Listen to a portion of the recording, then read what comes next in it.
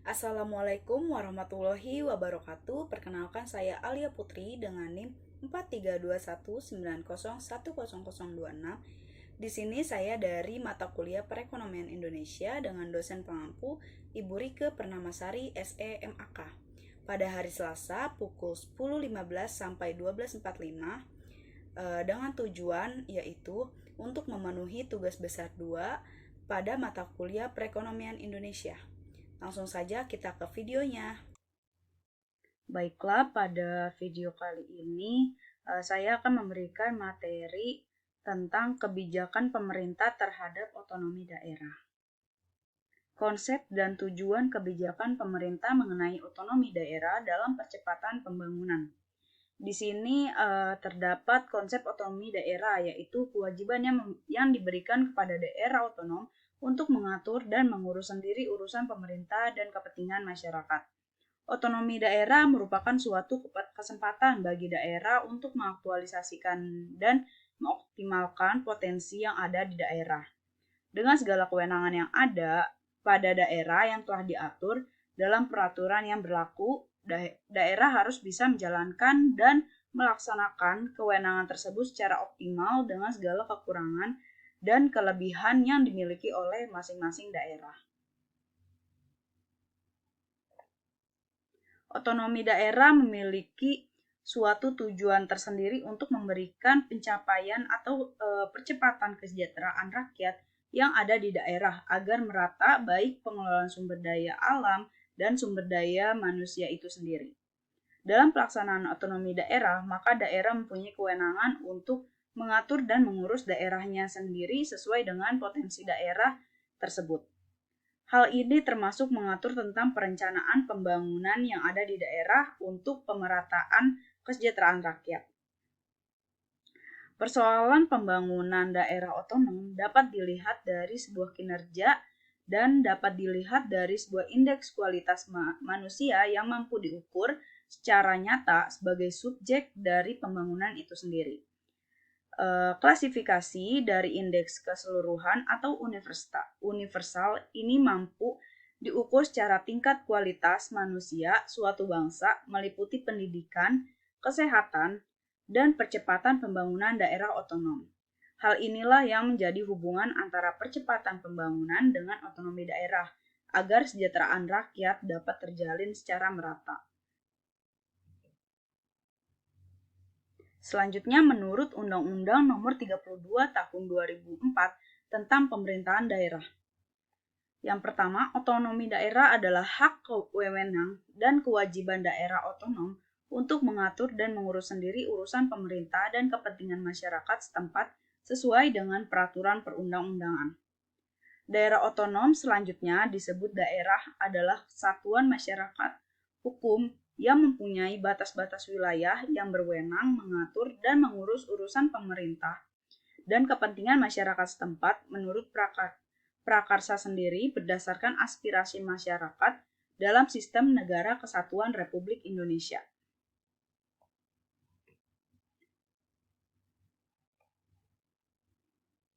Undang-Undang Nomor 32 Tahun 2004 tentang Pemerintahan Daerah Pasal 2 ayat 3 yaitu memberikan tujuan otonomi daerah. Yang pertama, meningkatkan pelayanan umum. Dengan adanya otonomi daerah diharapkan ada peningkatan pelayanan umum secara maksimal dari lembaga pemerintah di masing-masing daerah. Dengan pelayanan yang maksimal tersebut diharapkan masyarakat dapat merasakan secara langsung manfaat dari otonomi daerah.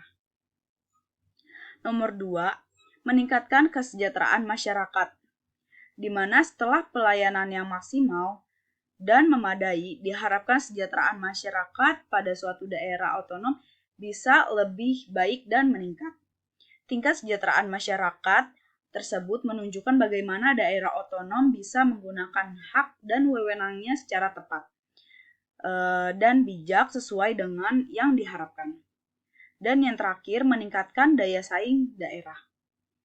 Dengan menerapkan otonomi daerah diharapkan dapat meningkatkan daya saing daerah dan harus memperhatikan bentuk keanekaragaman suatu daerah serta kekhususan atau keistimewaan daerah tersebut. serta dapat mengacu pada semboyan negara kita yaitu Bhinneka Tunggal Ika, walaupun berbeda-beda namun tetap satu jua. Tujuan untuk dikeluarkannya kebijakan otonomi daerah yaitu membebaskan pemerintah pusat dari berbagai beban dan menangani urusan suatu daerah yang bisa diserahkan kepada pemerintah daerah. Tujuan lainnya dari kebijakan otonomi daerah adalah untuk mengembangkan kehidupan demokrasi, pemerataan, keadilan, mendorong dalam memberdayakan masyarakatnya, dan meningkatkan peran serta masyarakat. Dengan hal inilah yang menjadi hubungan antara percepatan pembangunan dengan otonomi daerah agar kesejahteraan rakyat dapat terjalin secara merata. Percepatan pembangunan dengan otonomi daerah memiliki hubungan yang cukup erat karena adanya otonomi daerah memberikan solusi dan mendorong kemajuan pembangunan daerah di mana masyarakat didorong dan diberikan kesempatan yang luas untuk mengembangkan kreativitas dan inovasi. Lalu, apa saja permasalahan yang timbul akibat otonomi daerah? Sejak diberlakukannya undang-undang mengenai otonomi daerah, banyak orang yang sering membicarakan aspek positif. Memang tidak disangka lagi bahwa otonomi daerah membawa perubahan positif di daerahnya dalam hal kewenangan daerah untuk mengatur diri sendiri. Kewenangan ini menjadi sebuah impian karena sistem pemerintah yang sentralistik cenderung menempatkan daerah sebagai pelaku pembangunan yang tidak begitu penting dan pinggiran. Pada masa lalu, penggerukan potensi daerah ke pusat terus dilakukan dengan dalih pemerintahan pembangunan. Manfaat dari pembangunan malah justru daerah mengalami proses kemiskinan yang luar biasa. Dengan kewenangan tersebut, tampaknya banyak daerah yang optimis bakal bisa mengubah keadaan yang tidak menguntungkan tersebut. Akan tetapi, di tengah-tengah optimis itu, tidak terbesit kekhawatiran bahwa otonomi daerah juga akan menimbulkan beberapa persoalan yang jika tidak segera dicari pemecahannya, maka akan tersebar luas. Oleh karena itu, ada beberapa permasalahan yang akan timbul. Yang pertama, adanya eksploitasi pendapatan daerah. Salah satu konsekuensi otonomi daerah adalah kewenangan daerah yang lebih besar dalam pengelolaan keuangannya, mulai dari proses pengumpulan pendapatan sampai pada alokasi pemanfaatan pendapatan daerah tersebut. Bila dikaji secara matang, intensifikasi perolehan pendapatan yang cenderung eksploitatif semacam itu justru akan banyak mendatangkan persoalan baru dalam jangka panjang dari manfaat ekonomis jangka pendek bagi daerah. Persoalan pertama adalah beratnya beban yang harus ditanggung warga masyarakat.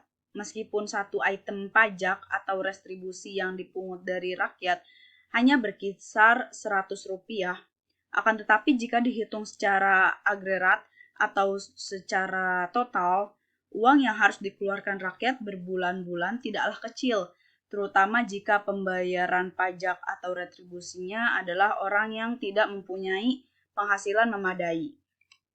Kemudian yang kedua yaitu pemahaman terhadap konsep desentralisasi dan otonomi daerah yang masih kurang.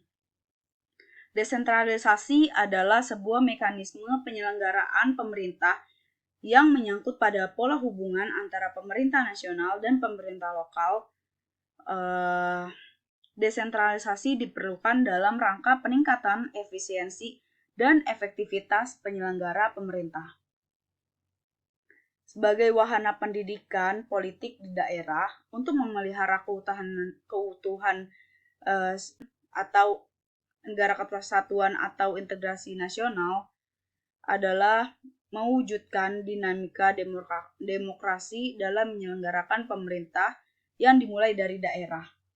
Untuk memberikan peluang kepada masyarakat untuk membentuk karir dalam bentuk politik dan pemerintahan sebagai sarana percepatan pembangunan di daerah adalah untuk mewujudkan pemerintah yang bersih, berwibawa. Oleh karena itu, pemahaman terhadap konsep desentralisasi dan otonomi haruslah lebih bagus. Yang ketiga adalah penyediaan aturan pelaksanaan otonomi daerah yang belum memadai, di mana parlemen di daerah tumbuh menjadi sebuah kekuatan politik real yang baru. Hubungan pusat dan daerah juga masih menyimpang ancaman karena berbagai tuntutan yang mengarah kepada disintegrasi bangsa semakin besar. Bermula dari kemerdekaan Timur Timur atau Timur Leste pada tanggal 30 Agustus 1999 mulai referendum, berbagai gelombang tuntutan disintegrasi juga terjadi di beberapa daerah seperti di Aceh, Papua, Riau, dan Kalimantan.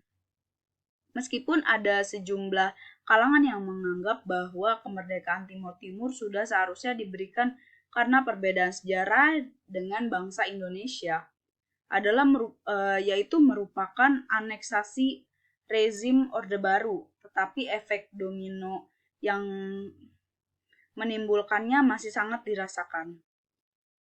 Bahkan dalam MOU Helsinki yang menghasilkan Undang-Undang Pemerintahan Aceh bergejolak terus berlanjut hingga Aceh dan Papua akhirnya diberi otonomi khusus. Dan yang keempat yaitu kondisi SDM aparatur pemerintahan yang belum menunjang sepenuhnya terhadap pelaksanaan otonomi daerah. Karena masih 80% pemerintah daerah dinilai belum berhasil menjalankan visi, misi, dan program desentralisasi. Dan yang kelima adanya korupsi di daerah. Karena di fenomena lain yang sejak lama menjadi kekhawatiran banyak kalangan berkaitan dengan implementasi otonomi daerah adalah bergesernya praktik korupsi dari pusat ke daerah.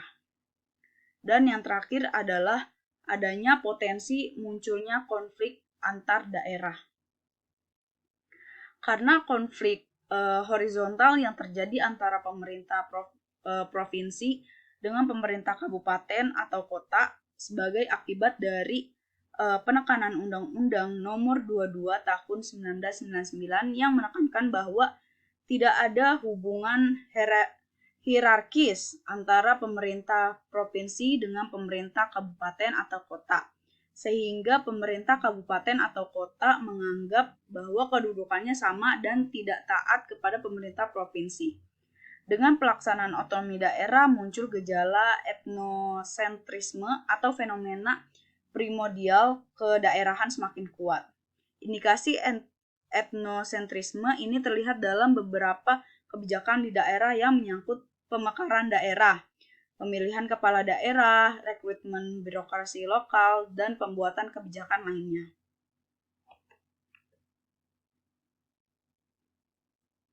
Lalu solusi apa?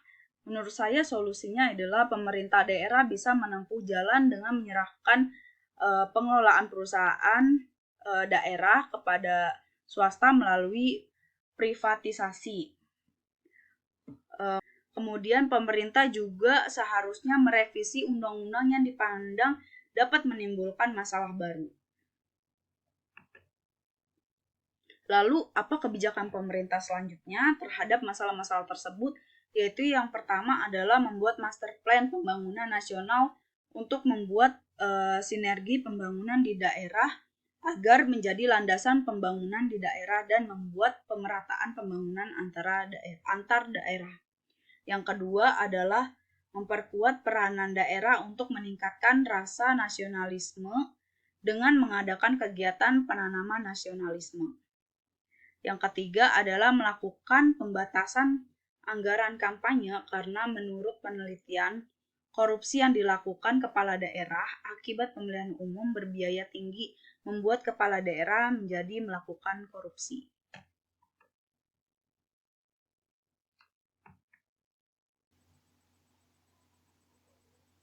Kebijakan pemerintah yang selanjutnya adalah melaksanakan good governance dengan memangkas birokrasi atau reformasi birokrasi dan mengadakan pelayanan satu pintu untuk masyarakat. Selanjutnya, melakukan efisiensi anggaran Kemudian yang terakhir adalah meningkatkan pendapatan asli daerah dari sektor SDA dan pajak, serta mencari dari sektor lain seperti jasa dan pariwisata yang digunakan untuk mensejahterakan masyarakat. Baik, itu saja pemaparan materi dari saya. Kurang lebihnya mohon maaf. Wassalamualaikum warahmatullahi wabarakatuh. Terima kasih.